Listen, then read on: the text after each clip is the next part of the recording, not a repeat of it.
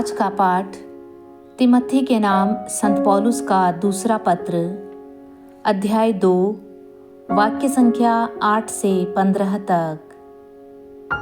दाऊद के वंश में उत्पन्न, मृतकों में से पुनर्जीवित ईसा मसीह को बराबर याद रखो। यह मेरे सुसमाचार का विषय है।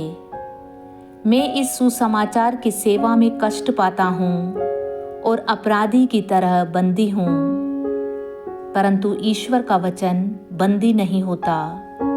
मैं चुने हुए लोगों के लिए सब कुछ सहता हूँ, जिससे वे भी ईसा मसीह द्वारा मुक्ति तथा सदा बनी रहने वाली महिमा प्राप्त करें।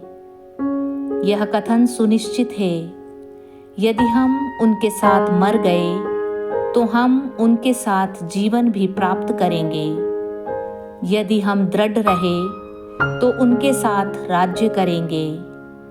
यदि हम उन्हें अस्वीकार करते हैं तो वह भी हमें अस्वीकार करेंगे।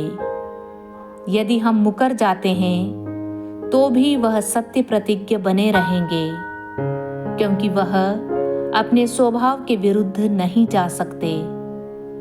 लोगों को इन बातों का स्मरण दिलाते रहो और ईश्वर को साक्षी बनाकर उनसे अनुरोध करो कि निरे शब्दों के विषय में वाद विवाद ना करें। इससे कोई लाभ नहीं होता, क्योंकि यह सुनने वालों के विनाश का कारण हो सकता है।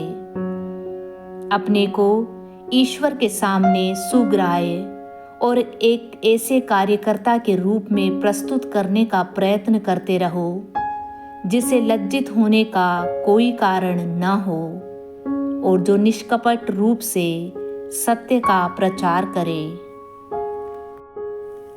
आज का सुसमाचार संत मार्कुस अध्याय 12, वाक्य संख्या 28 से 34 तक। तब एक शास्त्री ईसा के पास आया। उसने यह विवाद सुना था और यह देखकर कि ईसा ने सदूकियों को ठीक उत्तर दिया था, उनसे पूछा, सबसे पहली आज्ञा कौन सी है? ईसा ने उत्तर दिया, पहली आज्ञा यह है, इज़राइल सुनो, हमारा प्रभु ईश्वर एकमात्र प्रभु है। अपने प्रभु ईश्वर को अपने सारे हृदय, अपनी सारी आत्मा, अपनी सारी बुद्धि और सारी शक्ति से प्यार करो। दूसरी आज्ञा यह है, अपने पड़ोसी को अपने समान प्यार करो। इनसे बड़ी कोई आज्ञा नहीं। शास्त्री ने उनसे कहा, ठीक है गुरुवर, आपने सच कहा है। एक ही ईश्वर है, उसके सिवा और कोई नहीं है।